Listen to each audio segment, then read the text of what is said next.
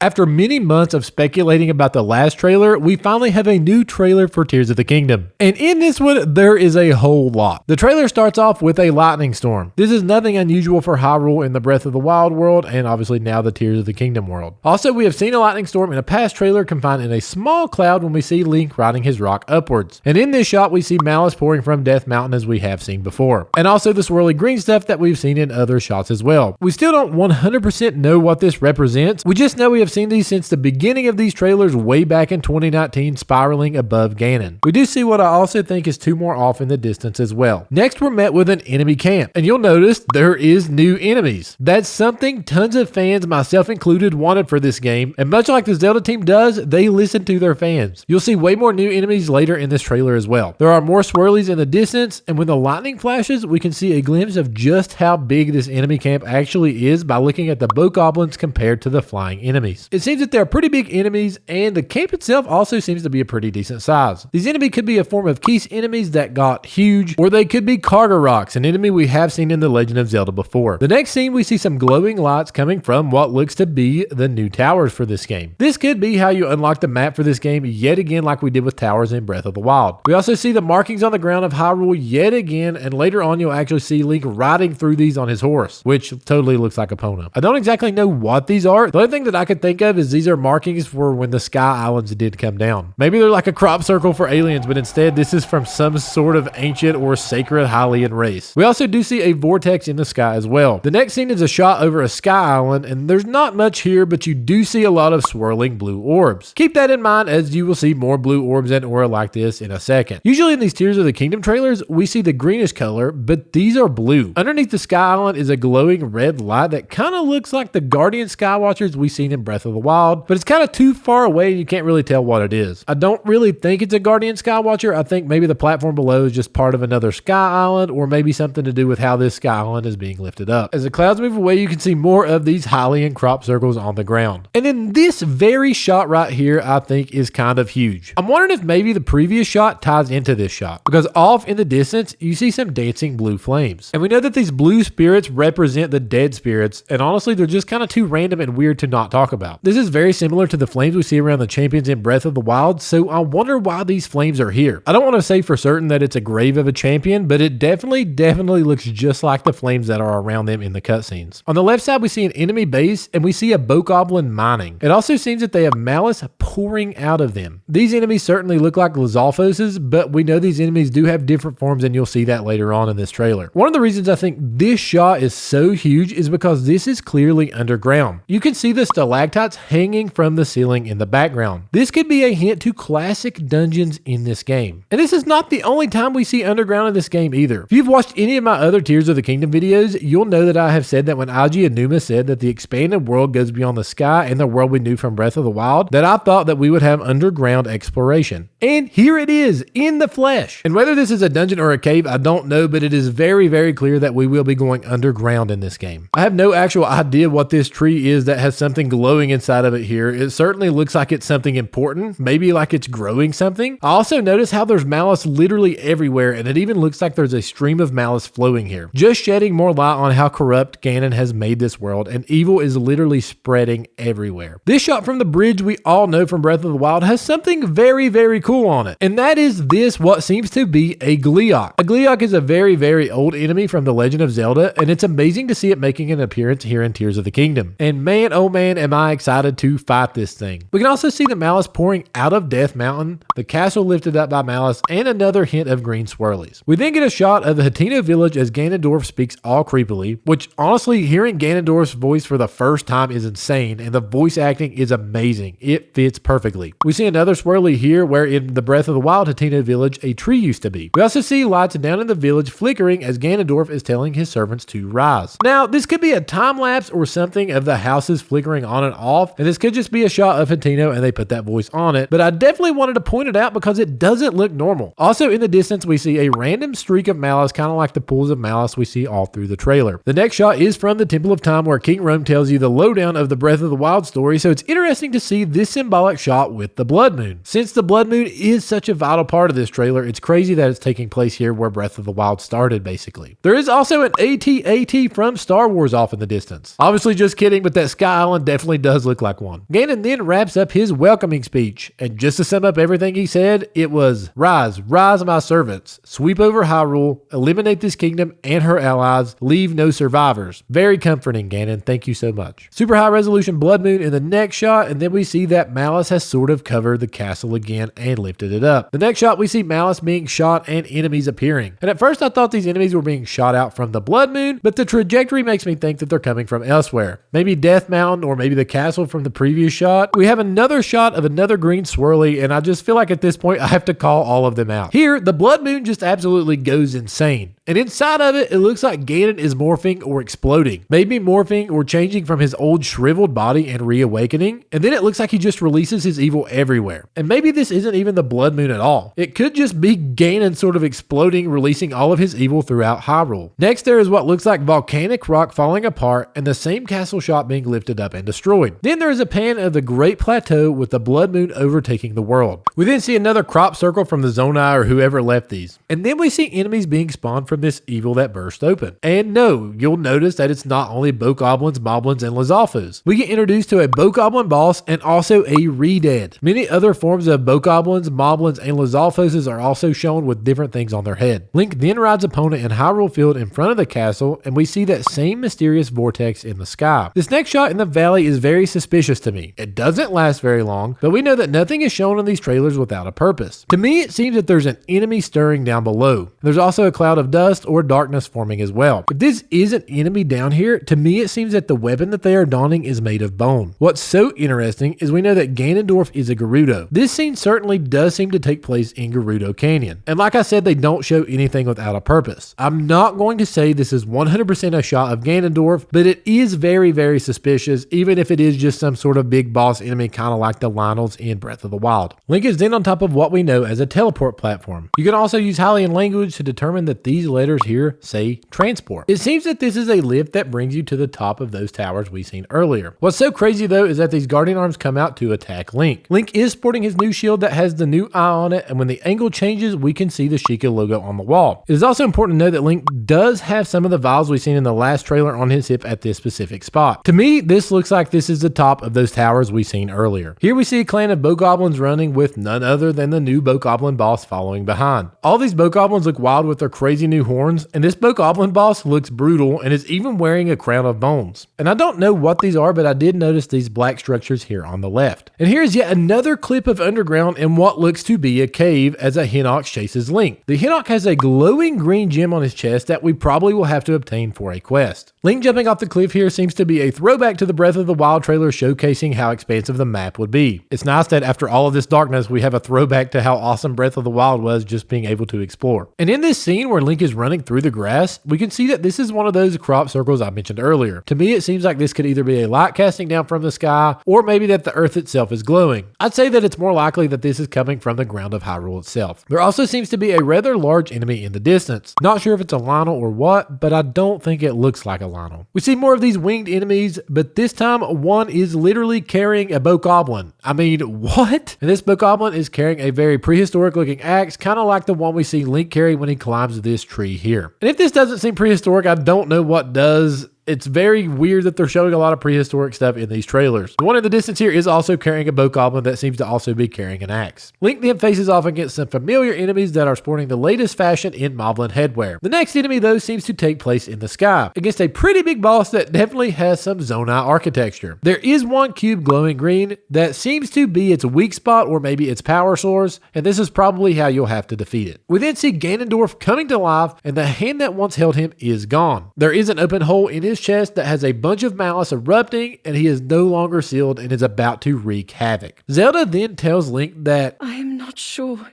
you'll be able to stop him. Which is wild because she knew that Link would be able to stop the calamity when she had it sealed for 100 years. So I believe this game is going to be crazy. Look at all the sky islands here and even this cube island off in the distance to the right. As Link falls, you can see another contained malice pool and another tower. Another shot of some crop circles, and then Link shoots one of these flying enemies with his bow. But this time there is a new arrow type. This arrow tracks the enemy even though Link shoots to the right of it. It kills the enemy in one shot as well. I noticed that Link's new arm is glowing here, so maybe this could be what helps the arrow track the the enemy, or maybe just anytime you shoot your bow it glows just for aesthetic effect. Link now does his best Tony Hawk impression while grinding down this rail on an enemy base, and in this little corner you can see a fan. You can also see a new box that wasn't in Breath of the Wild. And this fan is super interesting for something we're going to see in a minute. Just keep that in your brain. There's also a very odd looking boulder here, possibly filled with malice. Now we have our first glimpse of a puzzle, and it seems to be a motion controlled gyro puzzle. The scene takes place in the sky and could possibly be a sky dungeon. And now we're in another cave, as you can clearly see the stalactites again, and we have a stone talus here as well, and you can also see a lot of luminous stones. Even the talus has a luminous stone on it. And the luminous stones are important because in Breath of the Wild, their description says that some people believe they contain the spirits of the dead. But the weirdest part of this scene is the staff that Link is holding, with what seems to be a cannon attached to it. The most interesting part is not how cool the cannon looks, but this logo on the bottom where the staff and the cannon attach. This same exact logo we see on this creature in one of the older trailers. I don't want to say this is an enemy, even though one would think it is, but it does have almost exactly the same structures as the car that we will see later in this trailer. And if it is an enemy, some of the materials we will get from it could be used to make the car. More on that later. This scene here is super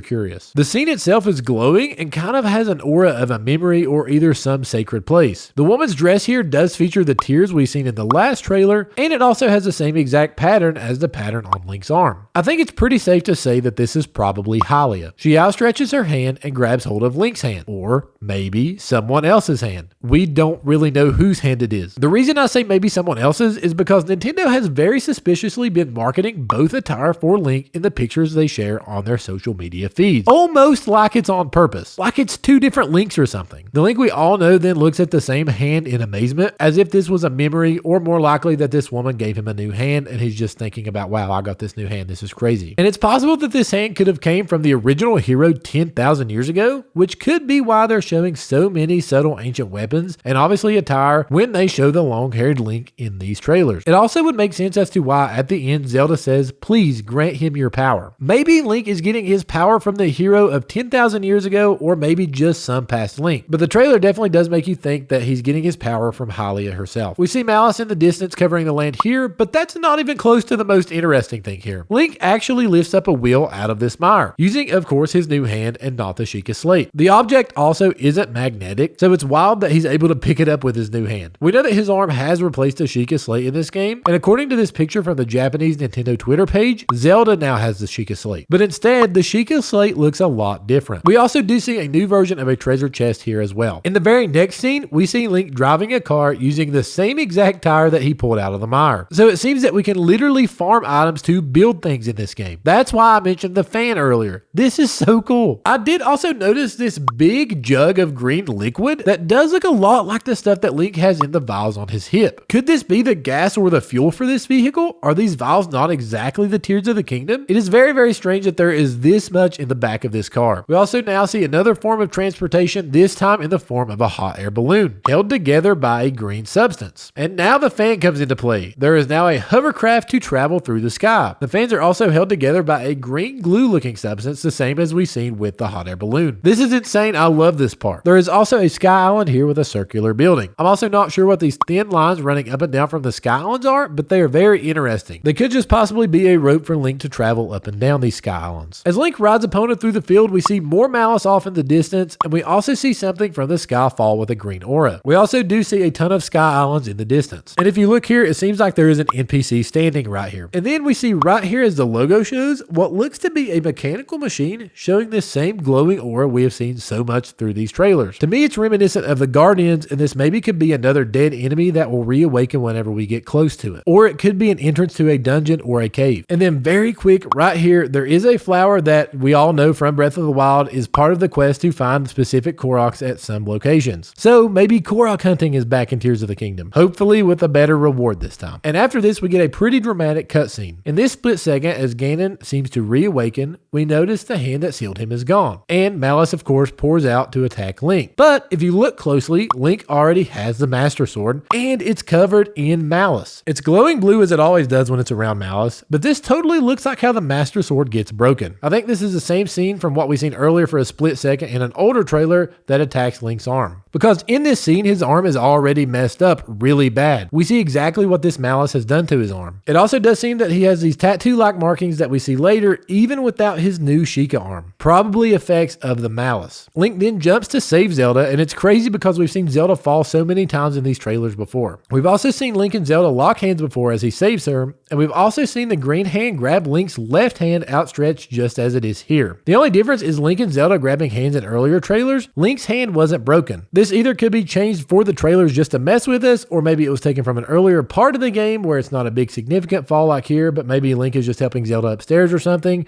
and then she actually falls big time later on in the game. It is notable as well that Link does drop the Master Sword to save her. We know that in Legend of Zelda games, the goal of retrieving the Master Sword is huge, and I would say that this could be how we get it in this game from this shot, but we've clearly seen Link with the Master Sword after this scene, it seems like, in other trailers. I did also want to mention a few screenshots that have been released from this game that the trailer doesn't exactly show. Here we can see Link falling from a sky island to an already high up sky island. He's shirtless, but definitely looks like the long-haired Link we have seen that looks more ancient with the Jesus sandals and all. In the distance, we see that same tower that has made an appearance in so many other trailers. And a lot of people are thinking this may be some sort of home base for the game, maybe even where Hylia resides if she is in the game in the flesh. In the distance, we also see a dragon, and this dragon mostly resembles Nadra due to the blue spikes on its back, but there is a yellowish goldish mane sort of going on the neck as well that doesn't make it resemble Nadra. Some people have said it looks like Farish, but to me it just looks more like Nadra or either neither of them at all. Next we see that along with these new awesome amiibo we have, you can scan in amiibo to get new weapons as well as new material for your paraglider. The Majora's Mask one is amazing. I think this is such a cool touch. I absolutely love this. And on Nintendo UK's Twitter, they have shown pictures of Link in both attires that we have seen him in. All the caption says is, "Please lend him your power." We know this is what Zelda says at the end of the trailer, so it just makes me lean more towards the theory that this is the old hero we heard about from Impa in Breath of the Wild, or either an older Link, lending the Link we know his power to defeat Ganondorf. And since Zelda said she doesn't think Link can beat Ganondorf alone, will this Link come to fight with us in Tears of the Kingdom? Will there be two Links? This is very interesting, and I love that they're messing with us with this. I want to crack up if this is just Link with a different outfit on, and they have used this for the past 4 trailers to mess with our brains. But it's still so weird that he's dressed so different and seems to be dressed so ancient. Another thing I wanted to talk about was something that was interesting in the last trailer that I think we see full fruition of in this new trailer. We know that the Ouroboros is the logo for this trailer, and that kind of gets forgotten in this new trailer by all the crazy new Malice explosions, Ganon talking, and the Redead appearing in this trailer. All of the stuff we are so excited about. If we do see Hylia in the flesh in this trailer, tied in with the depiction of Ouroboros, this makes a lot of sense. As Ashley and I were talking about this game, we were talking and we come up with the conclusion that maybe Zelda dies in this game, be it from Malice or from Ganondorf, or maybe dying so that Hylia could come alive in the flesh. Maybe Hylia possesses Zelda's physical body to assist Link since she thinks he can't beat him. And Zelda does seem to sound in distress here when she says, Please,